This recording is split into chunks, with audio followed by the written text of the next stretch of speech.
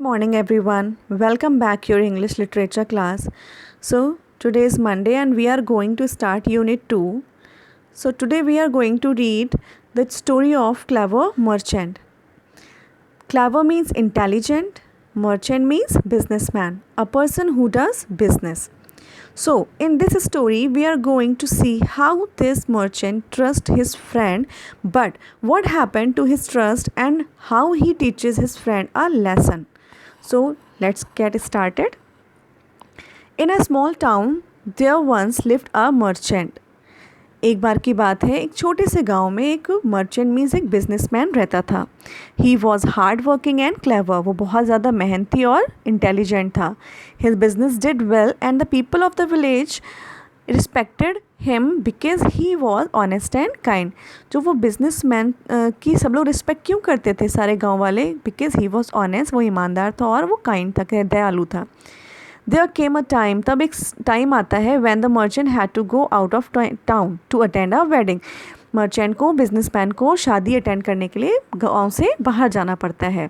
He was a rich man and he had money and gold jewellery. वो बहुत अच्छा businessman था, इसलिए वो बहुत रिच और उसके पास बहुत सारा पैसा और ज्वेलरी था.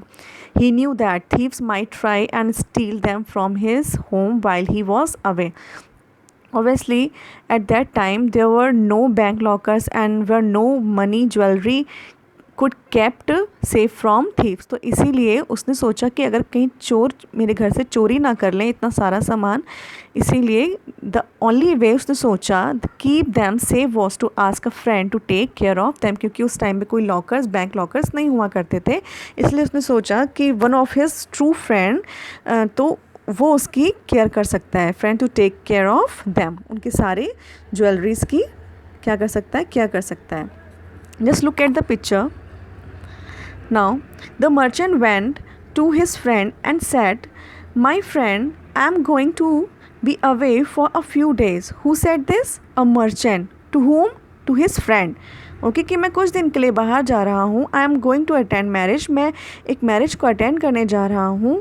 Please could you keep my money and jewellery for me till I am return. जब तक मैं वापस ना आ जाऊँ, क्या तुम मेरी सारी जो ज्वेलरी और गोल्ड है अपने पास सेफ रख सकते हो? Look at this picture.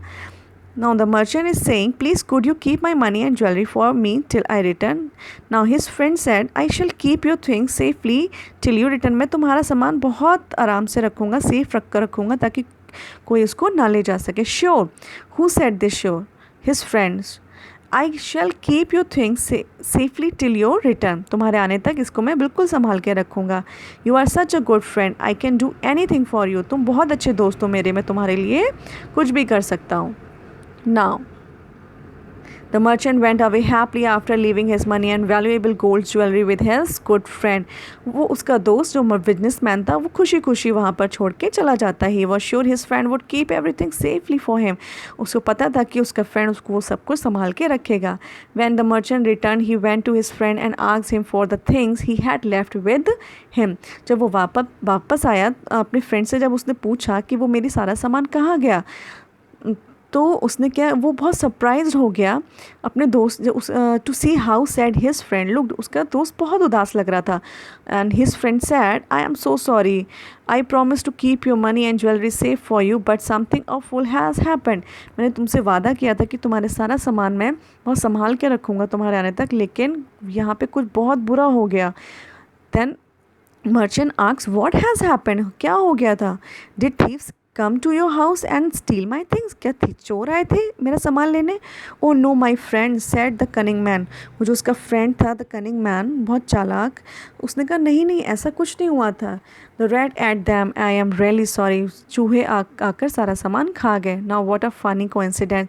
सोना कोई खा सकता है चूहे?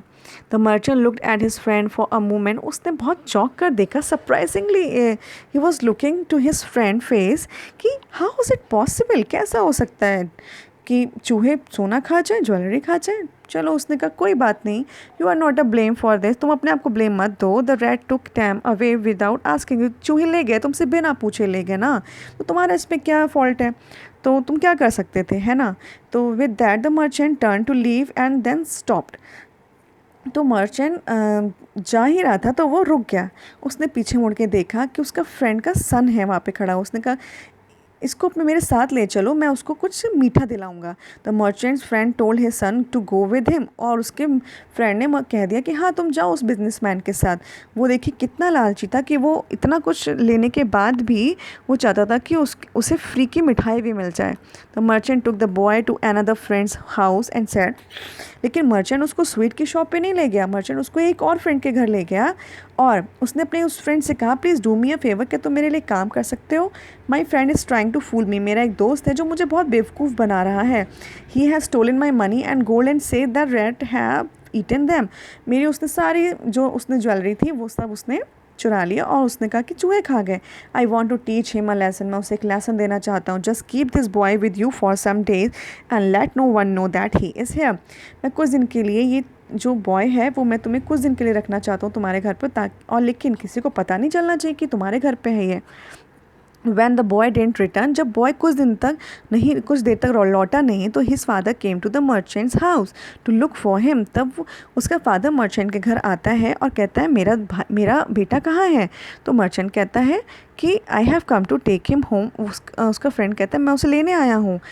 तो मर्चेंट कहता है तुम्हारा बेटा? आई एम सॉरी, मुझे माफ़ कर दो, I was coming home with him, मैं उसके साथ तो आया था। When some crows saw the sweets in the boy's hand they flew down and took away the boy and the sweets, तब वहाँ पे कुछ कौवे आए और उन्होंने उस बच्चे के हाथ में स्वीट्स देखी, तो उस स्वीट्स के साथ उस बच्चे को भी उठा ले गए। वॉट कुड आई डू, तो मैं क्या कर सकता था? It was not my fault, मेरा कोई दोष नहीं है। The man got very angry, are you mad, तो वो जो उसका फ्रेंड था the cunning man, he was very angry because obviously this was foolish, क्योंकि उसने कहा ये तुम पागल हो गए हो, ये ऐसा कैसे हो सकता है कि कुछ क्रो मिलके मेरे बेटे को उठा के ले जाए, this is not possible. Now look at the picture. I am so sorry. Who is saying? The cunning man. To whom? To a merchant. A good friend does not lie and cheat. Now let's come up. Yes, said the merchant. It is really strange. हाँ मुझे पता है बहुत अजीब है. I thought so too. मैंने भी ये सोचा. But then I thought about the rats eating my money and gold. लेकिन फिर मैंने सोचा जब चूहे मेरी मनी और गोल्ड खा सकते हैं तो क्यों नहीं क्रो उस बच्चे को ले जा सकते हैं? तो nothing is impossible I think. तो the cunning man was sorry, उसने उससे कहा I am sorry for you, the loss of the son a far greater than the loss of money and gold. उसने कहा कि मुझे पता है कि बेटे के खोने का दर्द जो है वो पैसे खोने से ज़्यादा है। The dishonest man fail at a feet two of the merchant and said, तुरंत ही उस कनिंग मैन को रियलाइज हो गया और वो मर्चेंट के पैरों में गिर गया। I am so sorry, I shall return you all the things you gave to me to keep safe for you, तुमने जो मुझे सब पैसा दिया था, मनी दिया था, गोल्ड दिया था, वो मैं तुम्हें सब लौटा दूंगा, प्लीज़ मेरा बेटा मुझे दे दो। I can't live without him, मैं उसके बगैर नहीं रह सकता। The merchant took the man to his friend's house and gave his son back to him, तो मर्चेंट उसे उसका बेटा वापस दे देता है and he got back his money and gold, और उसके बदले वो उसको मनी और गोल्ड मिल जाता है। He said a good friend doesn't lie and cheat, then who said this? Merchant said this, कि अच्छे दोस्त कभी भी झूठ और चोरी नहीं करते हैं, झूठ धोखा नहीं देते हैं। In fact, a good person is not dishonest with anyone ever, जबकि एक अच्छा इंसान कभी भी dishonest मतलब धोखा नहीं देता है किसी को भी, हमेशा याद रखना। तो what was the moral of story? कि always be honest to yourself and to your friends. Thank you. Keep revising, keep learning.